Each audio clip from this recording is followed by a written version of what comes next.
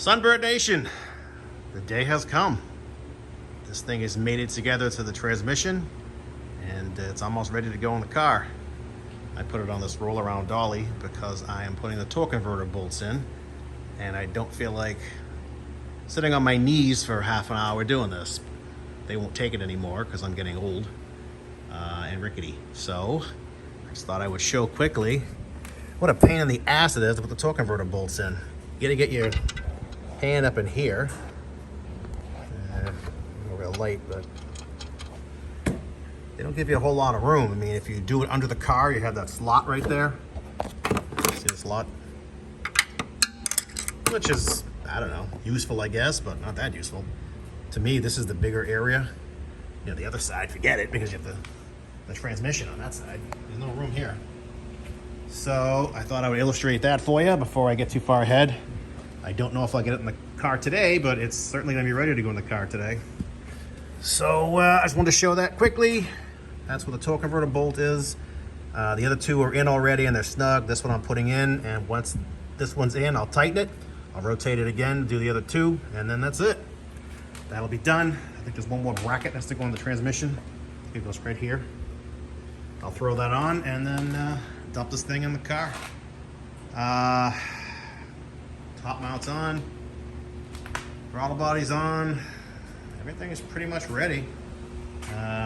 Oh, one other thing I was going to show you guys, if you've ever worked on one of these things, I'm assuming you have if you're watching these videos, but if you haven't, I know my friend Dave has not had the joy of working on these things that I'm aware of. This thing, this hose is a particularly tough thing to deal with, believe it or not, because there's a wiring harness. If you look at my car, this big fat wiring harness right here, that guy, that's where the starter wires are. You can see them right there, and there's some grounds and there's some plugs. That harness has to go right here in this plastic guide behind the starter. So once the intake manifold's on, the tube is on, you can't get the wiring harness in there. It physically won't fit. You can take the starter out, which is a phenomenal pain in the ass, or you can take the intake manifold off, which, you know, choose your poison. So what I'm trying to do is I put two studs in to hold this pipe on, and I've got two little nuts on it. So what I'm hoping to do is I can drop it in the car, I get my fat fingers back here, I can take these nuts off, then drop the pipe, and snake the harness in, and then put the pipe back up. Hopefully that'll do the trick. We'll see. I mean, I've taken the pipe off with bolts before. They're two short little bolts. Again, it's a pain in the ass to work on this thing. You're gonna be a contortionist. You have to have really long, thin arms and be a really skinny guy, neither of which I am or I have. So, wish me luck on that one. I don't know how else to do it. I'm not gonna pull the intake manifold off because you're gonna pull the alternator off and all these brackets. I mean, to me, that's just a waste of time. And pulling the starter off, you can't really do it in the car. I never tried to do it on a lift. I never had a lift before I bought the shop, but I don't think it'll be a picnic. So anyway, that's where we stand on this. So I'll let you know how that goes. Hopefully it goes swimmingly well, but I don't know. We'll see. So that's the story. Oh, one other thing for you automatic transmission guys like me, what the transmission builders want you to do and GM wants you to do is monitor your transmission pump pressure. That tells you if you have the TV cable set correctly and if it's got the pressure rise and all that crap they want. So on a 125, the fitting is right there. See this brass menagerie I have here? Let's see if I can get in there. It's right, well, here's the vent. This is the vent right there. It's behind the vent. It's this little 1/8" pipe plug. That was actually in that hole right there behind the vent. So to get at that from the top, it's almost impossible because the TV cable is right on the way. You see what I'm saying? There's your hole to get at it. And that's where the plug would have been, way down there.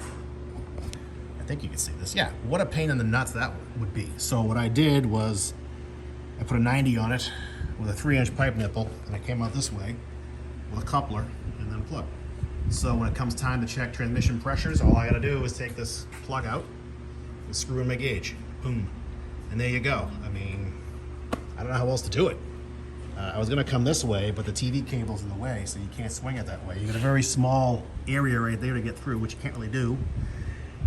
I guess the only other thing you can do is to put a fitting in the case and then screw a hose to it and then cap the hose, and then you can screw a hose to a hose. I mean, you can do that if you want. I just thought hard plumbing it was, I don't know, easier, slicker, whatever.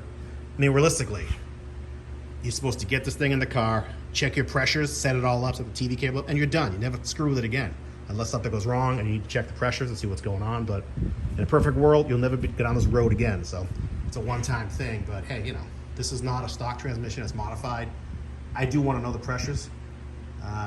If not for my own peace of mind, just, you know, in case I ever have a problem, I have to have someone help me diagnose it. They're going to want to know pressures. So that's the story. All right, let me button this thing up and get it back in the car as soon as I can. One more gratuitous around the engine shot. And I can't wait to get in the car and find out all the fasteners I put in the wrong place. So I don't have a stud where I need a stud.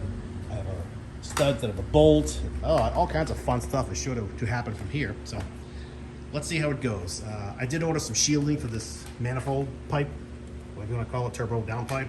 I was going to wrap it, and I still might wrap it, but I ordered a heat shield that it goes to the pipe with hose clamps, so it doesn't actually sit on the pipe, because if you've used wrap like this before, stuff stinks. And if you ever get oil on it, ugh, you got to take it off, because once it's impregnated, it just smells and burns forever. So, and you know, got a bit of a fire.